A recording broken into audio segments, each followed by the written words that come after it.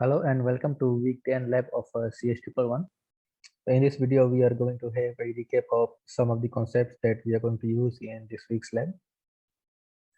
We will have a look at parameter passing methods, that is the different methods of passing parameters to functions, how we can write our code to work with those methods, and also when they can be useful. We already know why we need and how to write functions.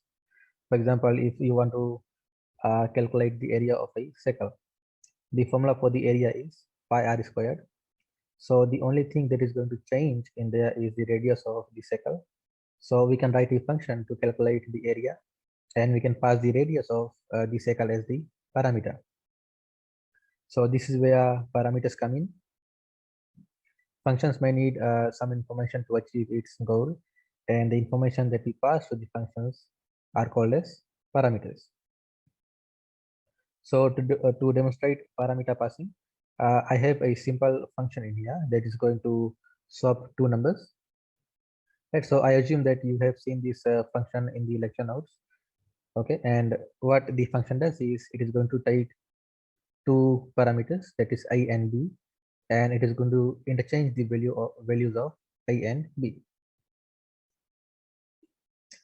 Now, before I run this code, let's just do a cout over here to see the initial and final values of the variable when the function starts or function ends. So the initial value is x and y.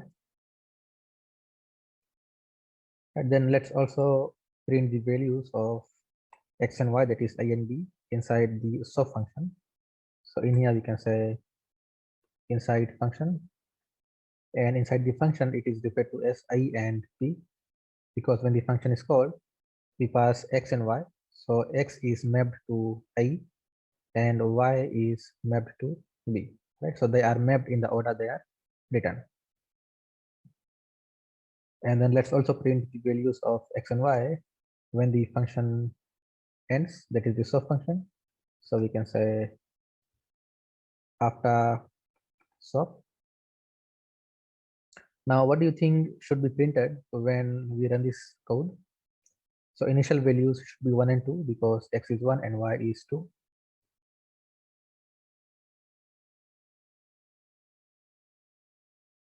Okay, so let's compare. So x is 1 and y is 2, and initial values it says x is 1 and y is 2. Okay, good. Then we go inside the swap function. We do the swapping and we print the values of I and b.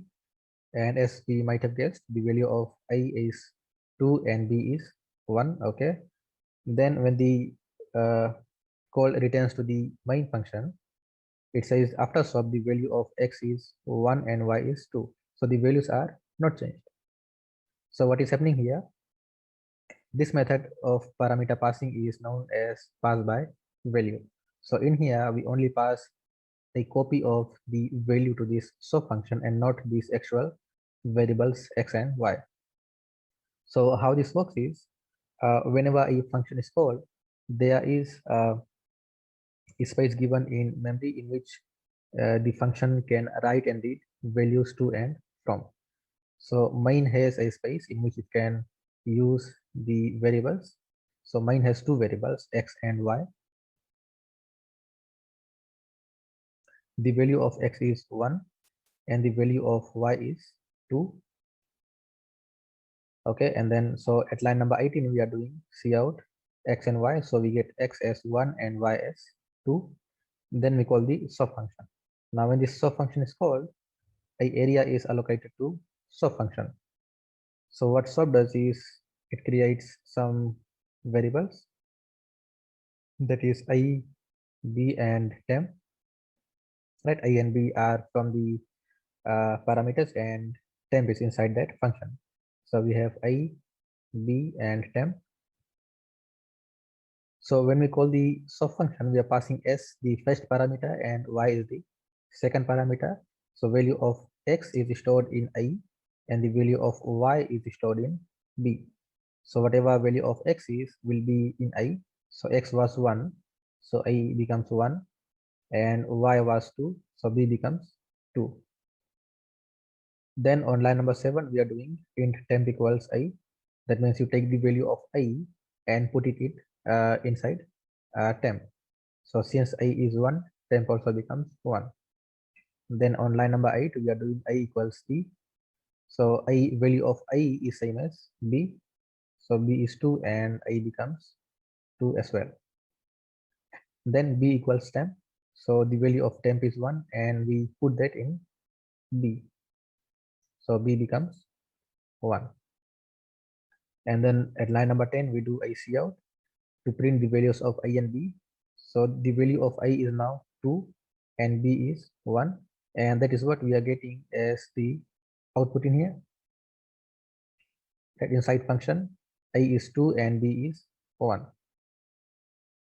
Now when the function ends, so function ends, the call is returned to the main function. And inside main, we are doing another cout at line number 22 that says X and Y. Now what is the value of X in main? It is still 1 and value of Y is still 2. That is why we are getting 1 and 2 inside the main function.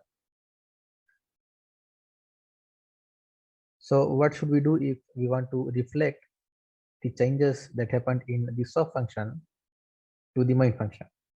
So in here, the second method of passing the parameters come in, and that is passed by reference. So the only thing we need to do to pass by a reference is change the function signature. So what we'll do is we'll put this ampersand symbol in front of the parameters that we want to pass by reference. Now when I run this code, okay, so it says initial values is 1 and 2. So X is 1 and Y is 2. Then inside the function, we get I and B. So they are swapped. I is 2 and B is 1. And then after swap, we notice that X has become 2 and Y has become 1. So this time the values were swapped. So I'll do that once again. So if I revert this to what we had initially, and when I run this, we get I as or X as 1 and Y as 2. The value inside mine has not changed. But if I put the ampersand symbol here, that is to make it pass by a reference, and when we run the code, the values of X and Y, they are swapped. So now they are 2 and 1. So how does this work? So just as before, so mine is going to create the space for X and Y. So the value of X is 1 and Y is 2. Then when we call the swap function, the control goes to the swap function, and we see that the parameters are passed by reference. So what happens in here is swap does not create a new copy of X and Y and assigns that to I and B. What it does is it uses the same space that the main was using, and the swap function is going to refer to that variable as I and B. So it is calling X as I and Y as B. Just as your friends might be calling you with some name and your parents might be calling you with some other name, similarly, mine is referring to this variable as X and Y, and this swap function is referring to the same variables as I and B. So when we print the value of X and Y, we get X as 1 and Y as 2. Then we go to the swap function, we change the values. So I becomes B and B becomes A. So this becomes 2 and B becomes 1. And what happens over here is we are actually changing the values of X and Y. Now when we do a cout at line number 22, we print X and Y, and what is the value of X now? It is 2 and value of Y is now 1. So when should you use which one? How do you decide whether to use pass by value or pass by reference? So whenever you just want to use the value of the parameters and not modify them, you just pass them by value. For example, if you want to calculate the area of a circle, now to calculate the area, we do pi r squared and we get the area. Now in there, are we exchanging the values of the radius? No, we are not. So in that case, we don't need to pass the parameter by reference because we are just using the value of that variable. and when do we need to pass the parameter by reference. And this is one good example when we are trying to swap the values of a and b. So in here we are actually trying to modify the values of a and b. So that is why we are passing the parameters by reference.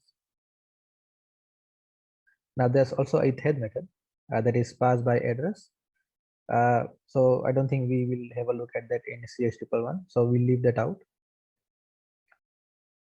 So that's all we had for this video. Now we'll head on to the lab for this week, and that is in the next video. So thank you for watching.